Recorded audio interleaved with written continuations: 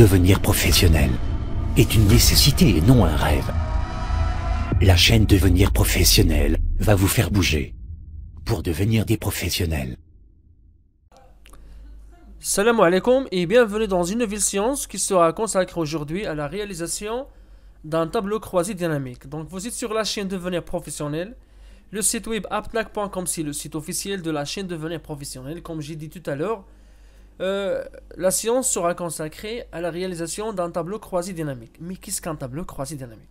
Tout simplement, c'est un tableau qui permet de synthétiser, d'analyser, d'organiser, de présenter les données en grande quantité, permettant ainsi de dégager des informations pertinentes, de prendre des décisions plus avisées, parce que par exemple, si vous comparez ce tableau avec le tableau croisé dynamique, vous pouvez facilement remarquer qu'ici, vous pouvez dégager que vous avez 4 types de dépenses qui ont été dépensées pendant 3 mois. Vous avez le total des charges, de chaque mois, le total des dépenses de chaque type de dépenses. Pourtant ici, on ne peut pas dégager ce genre d'informations.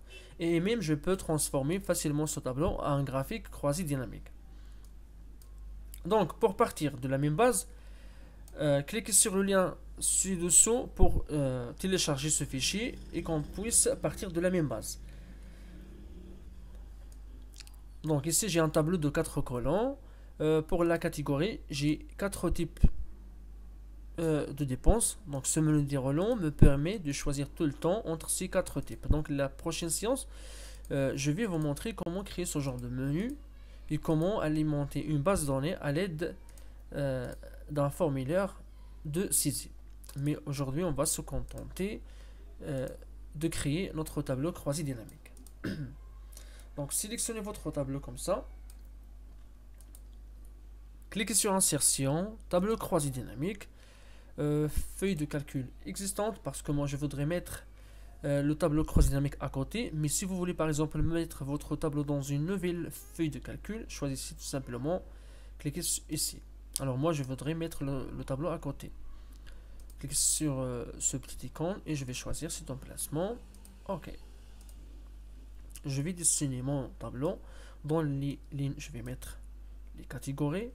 Dans les colonnes, je vais mettre les mois. Et pour la valeur, je vais cliquer sur la valeur pour voir les dépenses, le total des dépenses de chaque type, chaque catégorie de dépenses. Alors ici, si vous cliquez sur paramètres des champs de valeur, vous avez le choix de choisir entre plusieurs options. Par exemple, si je clique sur le nombre, ça va m'afficher le nombre de fois d'une type de dépense. Par exemple, la course une seule fois qui a été dépensée pendant janvier. Mais moi, ce qui m'intéresse, c'est le total, ou bien c'est la somme des dépenses. Effectivement, vous pouvez présenter votre information. Si vous cliquez sur l'onglet afficher les valeurs, sous forme de pourcentage. Mais non, comme je disais tout à l'heure, ce qui nous intéresse, c'est la somme. Donc ici, vous avez le droit de changer le type, par exemple, d'information, d'ajuster la taille de chaque colonne, de changer le format de la monnaie, de mettre n'importe quel type.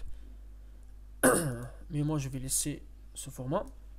De changer la couleur ou bien la mise en forme pardon, du tableau. Et enfin, vous pouvez transformer votre tableau en un graphique croisé dynamique. Cliquez sur Insertion. Choisissez le graphique qui vous convient. Alors moi, je vais choisir par exemple un histogramme 2D ou bien 3D. Donc on va choisir 2D. C'est mieux. Je vais le mettre au-dessous de mon tableau. Je peux également changer la taille de mon graphique croisé dynamique. Regardez bien, si je change par exemple pour janvier, j'ai le total des charges, c'est 4330. Supposons si j'augmente les charges d'1000. 4000 ici. Alors je clique sur actualiser. Et voici. Tout est changé. Le graphique et même le tableau. Donc ici, je peux facilement, comme vous voyez, je peux facilement dégager des informations, de prendre des décisions plus avisées. Parce que si vous avez par exemple une base de données qui se compose de 3000 ou bien 5000 de lignes, c'est très difficile de synthétiser ces informations manuellement.